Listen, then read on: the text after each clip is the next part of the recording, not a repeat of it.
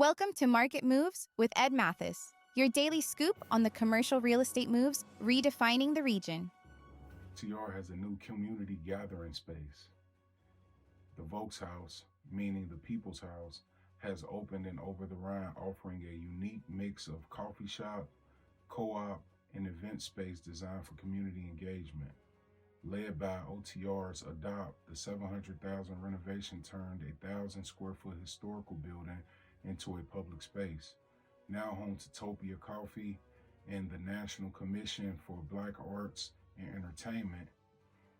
Currently open Thursday through Sunday, the space will expand hours and programming, including movie night, poetry readings, open mics, and an outdoor patio opening in spring of 2025.